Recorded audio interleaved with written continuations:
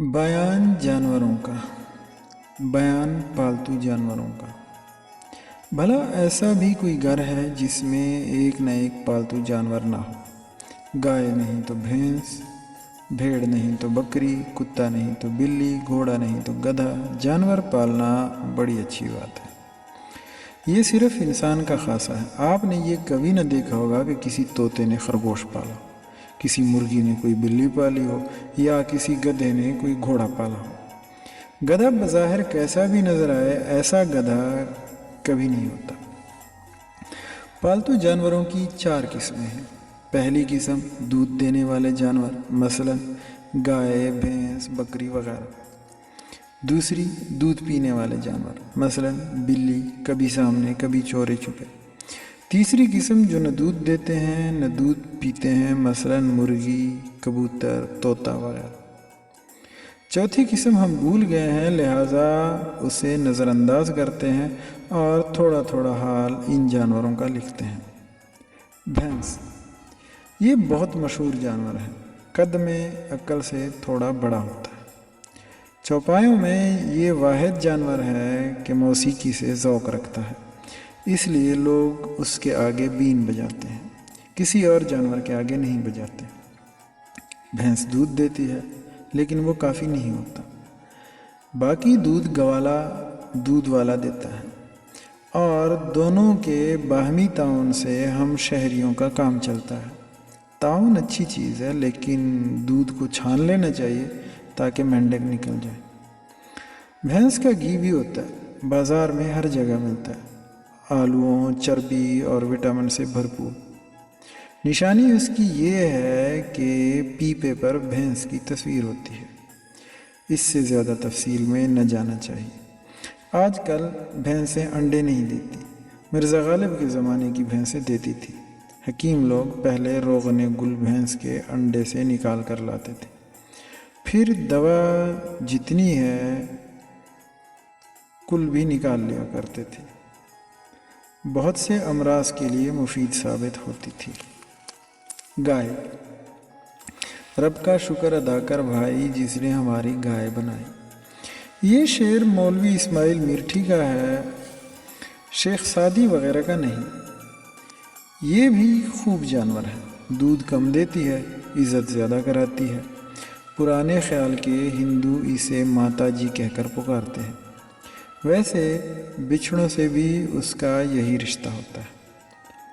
صحیح الخیال ہندو گائے کا دودھ پیتے ہیں، اس کے گوبر سے چوکا لیپتے ہیں، لیکن اس کو کاٹنا اور کھانا پاپ سمجھتے ہیں۔ ان کے عقیدے میں جو گائے کو کاٹتا ہے اور کھاتا ہے سیدھا نرک میں جاتا ہے، راستے میں کہیں دم نہیں لیتا۔ یہی وجہ ہے گائے دودھ دینا بند کر دے تو ہندو اسے قصاب کے ہاتھ بیچ دیتے ہیں۔ قصاب مسلمان ہوتا ہے، اسے ذبح کرتا ہے اور دوسرے مسلمانوں کو کھلاتا ہے، تو یہ سارے نرک میں جاتے ہیں۔ بیچنے والے کو روحانی تسکین ہوتی ہے، پیسے الگ ملتے ہیں۔ جن گایوں کو قصاب قبول نہ کرے انہیں گوشالوں میں رکھا جاتا ہے، جہاں وہ بھوکی رہ کر تپسیا کرتی ہیں اور کووں کے ٹھونگے کھاتی پرلوک سدھارتی ہیں۔ غیر ملکی سیاح ان کے فوٹو کھینچتے ہیں، کتابوں میں چھاپتے ہیں، کھالیں برآمد کی جاتی ہیں، زر مبادلہ کمایا جاتا ہے۔ شاستروں میں لکھا ہے کہ دنیا گائے کے سینگ پر قائم ہے۔ گائے خود کس چیز پر کھڑی ہے، اس کا گوبر کہاں گرتا ہے اور پیشاب کہاں جاتا ہے، یہ تفصیلات بخوف طوالت شاستروں میں نہیں لکھی۔ بھیڑ، بھیڑ کی کھال مشہور ہے، بھیڑ کی چال مشہور ہے، اور بھیڑ کا معال بھی مشہور ہے۔ بہت کم بھیڑیں عمر طبعی کو پہنچتی ہیں۔ جو رشتہ شیر بکری سے ہم نے بیان کیا ہے وہی بھیڑ کا بھیڑیے سے ہے۔ بھیڑیں کئی طرح کی ہوتی ہیں، سفید بھیڑیں، کالی بھیڑیں وغیرہ، لیکن بھیڑیا سب کو ایک نظر سے دیکھتا ہے اور یکساں چاہت سے لقمہ بناتا ہے۔ اس جانور میں قربانی کا مادہ بہت ہوتا ہے اور انسان اس مادے سے بہت فائدہ اٹھاتا ہے، گوشت کھا جاتا ہے، کھال بیچ دیتا ہے۔ بکری، گرچہ چھوٹی ہے ذات بکری کی، لیکن دودھ یہ بھی دیتی ہے۔ عام طور پر صرف دودھ دیتی ہے، لیکن زیادہ مجبور کریں تو کچھ مینگنیاں بھی ڈال دیتی ہے۔ جن بکریوں کو شہرت عام اور بقائے دوام کے دربار میں جگہ ملی، ان میں ایک گاندھی جی کی بکری تھی اور ایک اخفش نامی بزرگ کی۔ روایت ہے کہ وہ بکری نہیں بکرا تھا۔ معقول صورت یہ جو شاعری میں اوزان اور بحروں کی بدعت ہے، یہ اخفش صاحب ہی سے منسوب کی جاتی ہے۔ بیٹھے فاعلتاً فاعلات کیا کرتے تھے؟ جہاں شک ہو تصدیق کے لیے بکرے سے پوچھتے تھے کہ کیوں حضرت، ٹھیک ہے نا؟ وہ بکرا اللہ اسے جنت میں یعنی جنت والوں کے پیٹ میں جگہ دے، سر ہلا کر ان کی بات پر پرساد کر دیتا تھا۔ اس بکرے کی نسل بہت پھیلی، پاکستان میں بھی پائی جاتی ہے۔ سوتے جاگتے اس کے منہ سے یس سر، یس سر، جی حضور، جی جناب، بجا فرمایا وغیرہ نکلتا رہتا ہے۔ اسے بات سننے اور سمجھنے کی ضرورت نہیں ہوتی۔ جن ملکوں میں بہت انصاف ہو، ان میں شیر اور بکریاں ایک گھاٹ پانی پینے لگتی ہیں۔ جس طرح علامہ اقبال کے ایک شعر میں محمود اور ایاز ایک صف میں کھڑے ہو جاتے تھے۔ اس میں فائدہ یہ ہے کہ شیر پانی پینے کے بعد وہیں بکری کو دبوچ لیتا ہے، اسے ناشتے کے لیے زیادہ دور نہیں جانا پڑتا۔ گدھا۔ گدھا بڑا مشہور جانور ہے۔ گدھے دو طرح کے ہوتے ہیں، 4 پاؤں والے اور 2 پاؤں والے۔ سینگ ان میں سے کسی کے سر پر نہیں ہوتے۔ آج کل 4 پاؤں والے گدھوں کی نسل گھٹ رہی ہے، 2 پاؤں والے کی بڑھ رہی ہے۔ گھوڑے کی شکل ایک حد تک گدھے سے ملتی ہے۔ بعض لوگ گدھے گھوڑے کو برابر سمجھنے کی غلطی کر بیٹھتے ہیں، دونوں کو ایک تھان پر باندھتے ہیں یا ایک لاٹھی سے ہانکنا شروع کر دیتے ہیں۔ اگر گدھا اس پر اعتراض کرے تو کہتے ہیں سنو ذرا اس گدھے کی باتیں۔ سوچنے کی بات ہے، اگر گھوڑا کسی لائق ہوتا تو حضرت عیسیٰ علیہ السلام اس پر سواری نہ کرتے، گدھے کو کیوں پسند کرتے؟ شاعروں نے بھی گدھے کی ایک خوبی کی تعریف کی ہے، خر عیسیٰ ہو یا کوئی اور گدھا، اگر وہ مکہ بھی ہو آئے تو گدھا ہی رہتا ہے۔ دوسرے جانور بشمول آدمی تو اپنی اصل بھول جاتے ہیں، واپس آ کر القابات کے دم چھلے لگاتے ہیں۔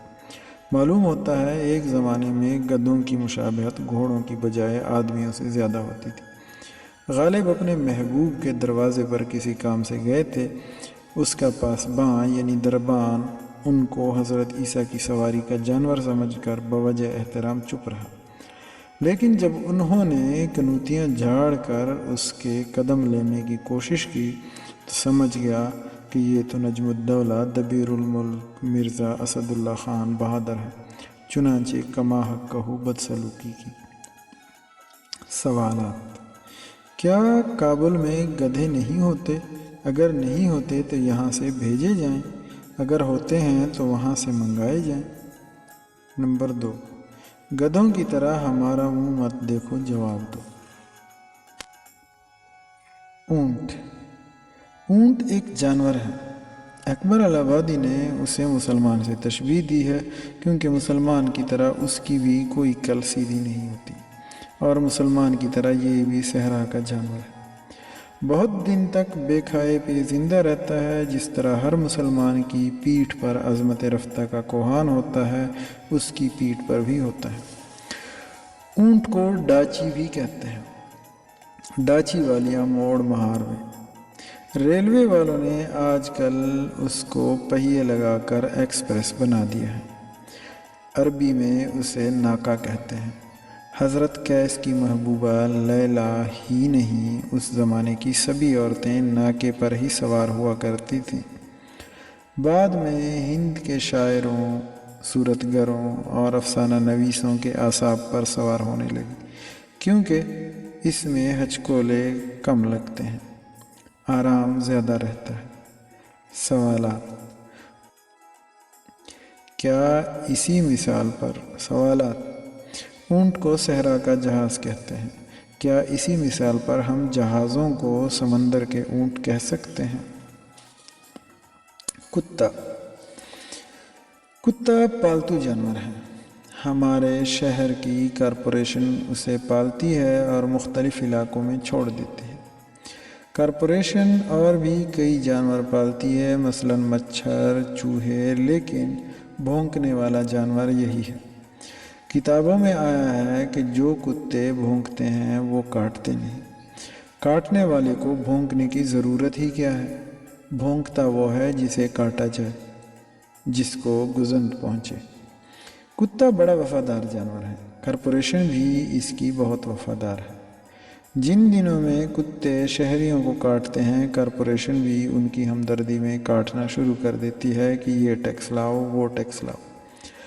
ناطقے کے علاوہ کبھی کبھی پانی بھی بند کر دیتی ہے، جس سے لوگ خیال کرتے ہیں کہ کارپوریشن کا شجرہ حضرت امام حسین کے کسی صاحب اقتدار ہم عصر سے جا ملتا ہے۔ کارپوریشن کے علاوہ نجی شعبے میں بھی کتے ہوتے ہیں۔ رئیسوں کے کتے رئیس ہوتے ہیں، غریبوں کے کتے غریب ہوتے ہیں۔ رئیسوں کے کتے غریبوں پر بھونکتے ہیں، غریبوں کے کتے اپنے آپ پر بھونکتے ہیں۔ کتا اپنی گلی میں شیر ہوتا ہے، عین اس طرح جس طرح شیر کسی دوسرے کی گلی میں کتا بن جاتا ہے۔ کتوں اور عاشقوں میں کئی چیزیں مشترک ہیں۔ دونوں راتوں کو گھومتے ہیں اور اپنا کلام پڑھ پڑھ کر لوگوں کو جگاتے ہیں اور اینٹ پتھر کھاتے ہیں۔ ہاں، ایک کتا لیلا کا بھی تھا۔ لوگ لیلا تک پہنچنے کے لیے اس سے پیار کرتے تھے، اس کی خوشامد کرتے تھے، جس طرح صاحب کے سیکرٹری یا چپڑاسی کی کرنی پڑتی ہے۔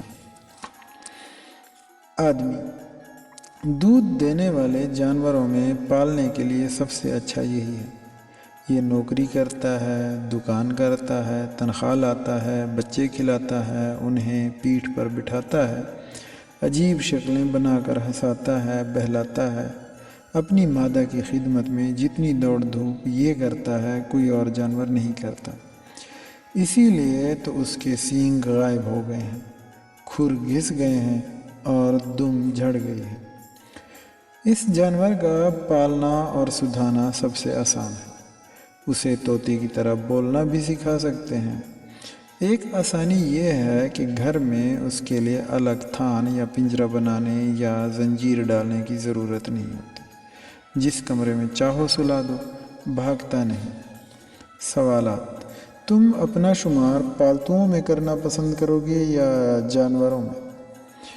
نمبر 2، اونٹ کو مسلمانوں سے کیوں تشبیہ دیتے ہیں؟ الف، کوئی کل سیدھی ہونے کی وجہ سے۔ ب، بلا کھائے پیے بہت دن زندہ رہنے کی وجہ سے۔